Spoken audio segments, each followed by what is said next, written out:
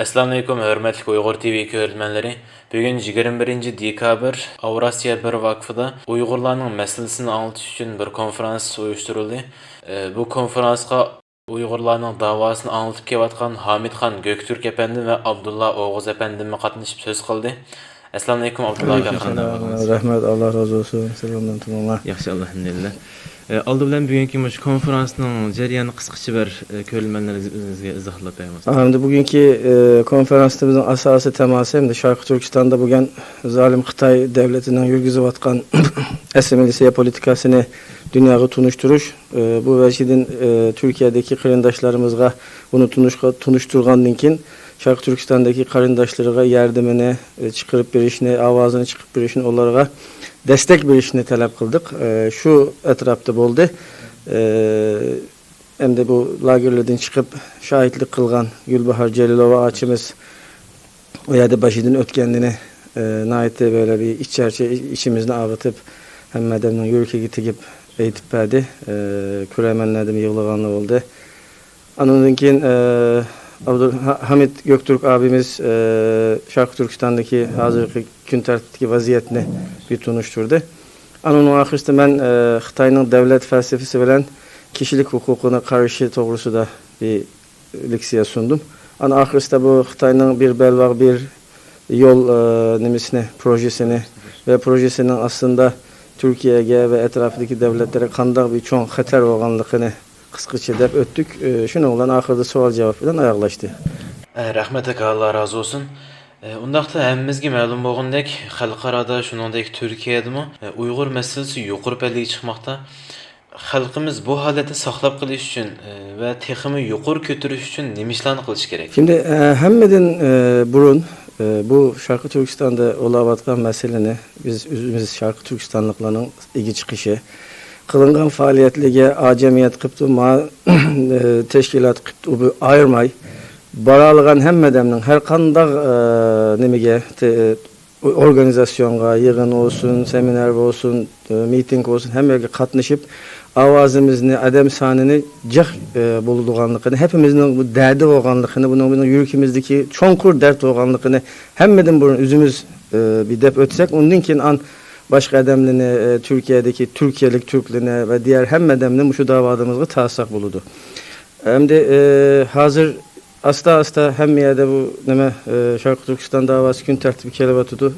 Seleme kürep turistler işte Amerika'dan keyin Avrupa Parlamento'dan mu bir neme çıktı.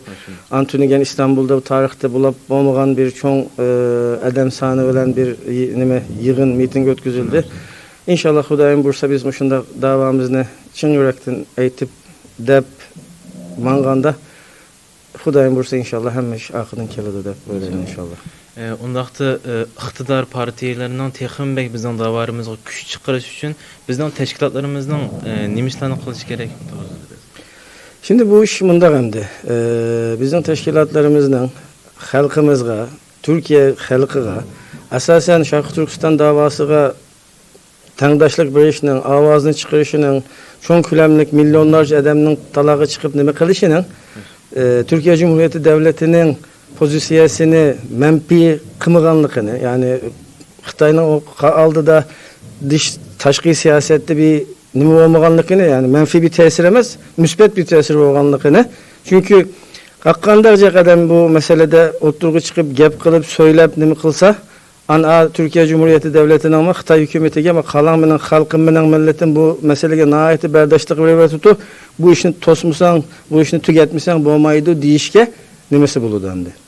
İbanası buludu. Şuna bizden asasen Şarkı Türkistan davası avaz koşaşının Türkiye gibi bir zihni boğmaganlıkını düşündürüşümüz lazım nimelege hem öyle bütün nimelege Türkiye halkıga. Ama inşallah bu asta nime boğulu koptu diye olayım. Şundak inşallah. Ondaqda bu Türk xalqiga Şarkı Türkistan meselelerini qaysi jihatdan anlatışımız gerek, anlatışda nimelerga diqqat qilishimiz gerek? Şimdi birincisi insan nem de şu kılgan gep bilen düşünüyoruz. Başında değil mi? Şimdi birincisi biz gep kılacakta Uygur Türk deyip ayırmaslıkımız gerek. Uygur Türkü, Türkiye Türkü dep gap kılıp bu baldi bunu bir üzümüz içimizde bir düşünüp işimiz bir nime kılıp nime kılsak hem de bazen ben Uygur sen Türk desek bu olmaydı. Hemimiz bir Türk milletinin nemesi şuna gap kılganda nime bir yere bağganda nime aytkanda biz Uygur Türkü sele Türkiye Türkü dep hemimizin aramızdaki şu birlikte beraberlikte nime kılışımız lazım. Ne dese Türkçe'de nime deydi ortaya çıkarmamız lazım. Hedefimizin o olması lazım. Onunkin degende hem de Şarkı Türkistan'da yaşayavatkan işinin Müslüman olan yüzünü Müslüman köken adamның Müslümanlıkka Türk köken adamның Türklüküge insan dep nime kılvatkan adamның insaniyetçilikiga ters düştkenlikine hem adamның bu zulümge bir avaz koşuşunun hem dini hem milli hem insani vicdani bir vazifesi bir nimesi bolganlığını eğitişimiz gerek dep düşünüyorum ben inşallah. Rahmet. Allah razı olsun. Allah mağa yolunuz tutsun. Rahmet. Şunda hörmetli körülmenler, Abdullah Oğuz Efendi bilen bugünkü söhbetimiz ahırlaştı. Keler katim körüş kişi aman bulunla. Allah emanet. Men Muhammed Emin.